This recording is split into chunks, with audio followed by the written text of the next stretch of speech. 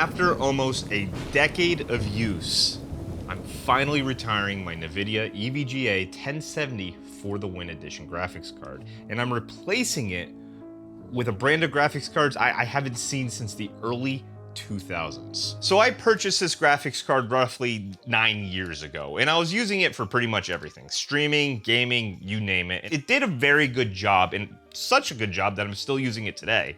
This is my wife's PC, and this is a very, very modest build. It has a 3700X, it's got 16 gigabytes of G.Skill Trident Z DDR4 RAM, it's all wrapped inside a Fractal Design Meshify case, and it's obviously got the 1070 for the Win graphics card. So this was a project that she did. It was her very first PC she built, and I was very proud of her, but it was at the height of the COVID pandemic when it was very hard to get your hands on any type of graphics card. I upgraded my own rig to a 3070 Ti, so we just threw the 1070 into her machine. And for games like Repo, for Vampire Survivors, for Hello Kitty Island Adventure, it works out great. It's a really good graphics card, but we're in the US with the looming tariffs, with the exceptions going back and forth. One day it's 150, 240%. There's no expectation what it's going to do next. You have no idea.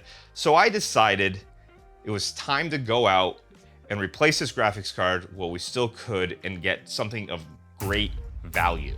And that's really what this video is going to be about. In the interest of future-proofing, I started shopping around for graphics cards, and I found one in stock at Micro Center, and I managed to pick up the very last one. It was totally worth the 2-hour drive over there and 2-hour drive back. Now, to give you some context on the last time I saw this brand on the scene, I was playing Counter-Strike 1.6. Now, for those who don't know, Counter-Strike wasn't always a standalone game. No.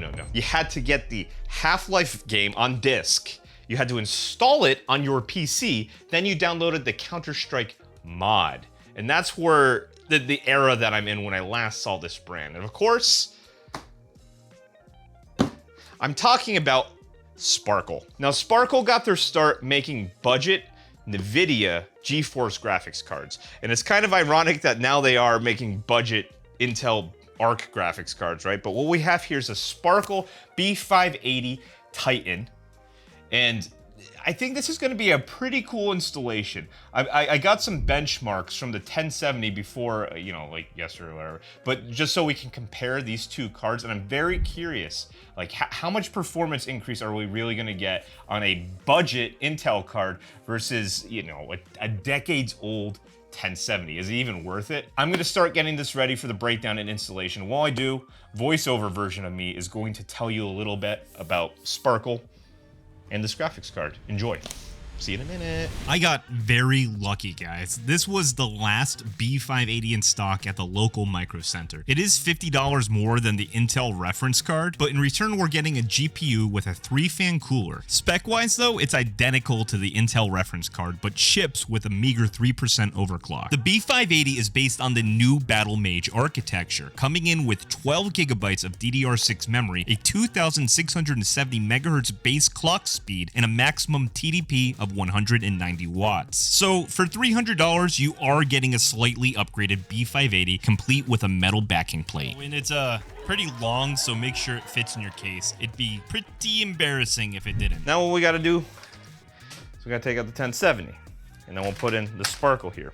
So there's a little latch on the bottom. All you guys probably know this. And we're just going to pull this guy out. Rest easy, King. Yeah, the King. Rest easy. And now we're gonna install this guy. Cool color. Just one, one PCI power adapter there, and it should just go straight in. We can take out the little plungers. What do you think of the color? You like the color? So,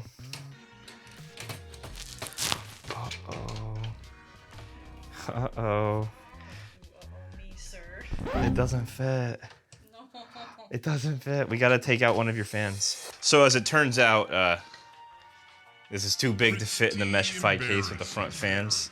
I did take the opportunity to install 16 gigs of additional RAM into my wife's PC, but I gotta take this front fan out so we can get the sparkle in there. So that's what I'm doing right now. I really do like the meshified cases. They are like more on the petite size to build in if you've build PCs often like I do. But overall, I think they offer great value for what they are. Well, who knows now with the tariffs, am I right? But we got to get this fan out of here. So unfortunately, my wife is losing one of her RGB front-facing fans. But will it be worth it? We'll find out. Gonna put this back on, and we're gonna go bop, bop, bop, bop. Clips back into place.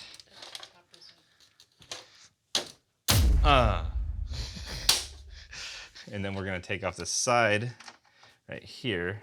Don't judge my cable. My wife's. Judge my wife's cable management. It's not mine. You did. No, I didn't. You did.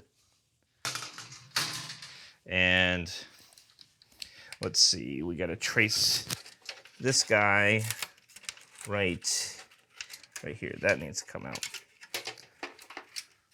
That's one of them. That's for the RGB. That's an RGB controller.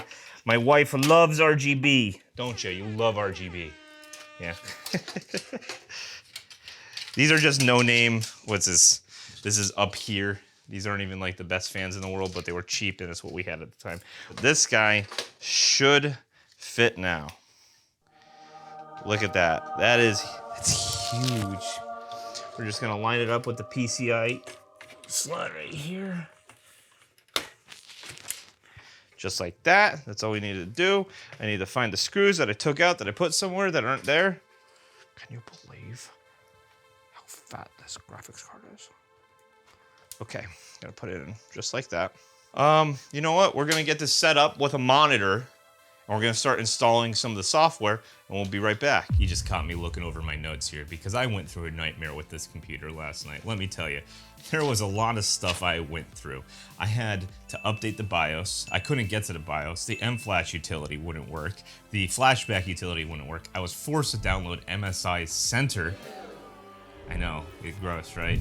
Managed to get the BIOS updated, and I needed to update it because I had to get to resizable bar. I had to enable that in the motherboard, and resizable bar is just a feature that allows the CPU to access GPU memory more easily. In the ARC series graphics cards, those really rely on that to work properly. So I wasn't getting any video output from the Intel ARC B580 before, so I had to put in the 1070, had to do all that.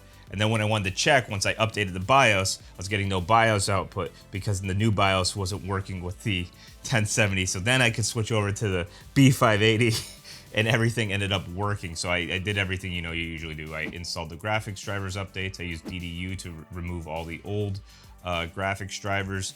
Where I'm at right now is I did some testing afterwards, and I was actually I was pretty impressed.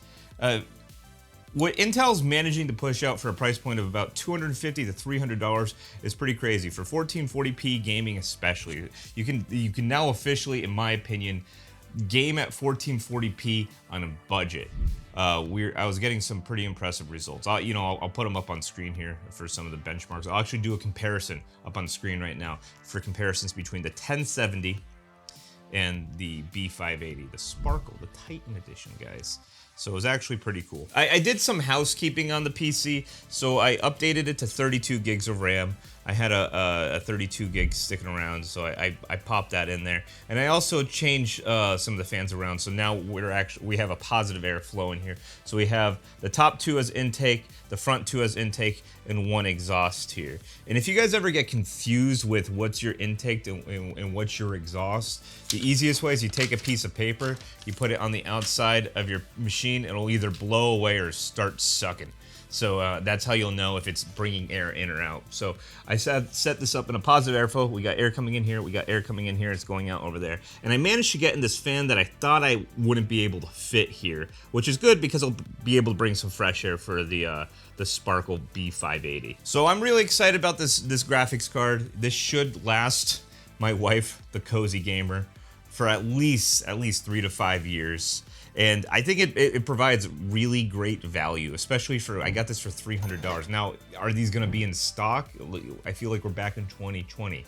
If these are in stock and you can get your hands on them, not from a scalper, then that's good. That's really good value. They're bringing something to the table that, you know, I think AMD and NVIDIA are missing out on right now. A word of warning for you guys. If you have an older motherboard and you're looking to update to an Intel series card like I did, make sure you're running the most recent BIOS revision for your board, because you do have to have resizable bar enabled in order for it to work properly. Once it's working, it's great. It's been working really well so far, but getting it working and troubleshooting that and trying to work around some other nuances of other components can be a bit of a pain in the butt. So be prepared. Don't be like me. Don't waste your time. Make sure you're on the most recent BIOS revision update and have fun building. Thanks for watching. I hope you learned something, and until next time, GG.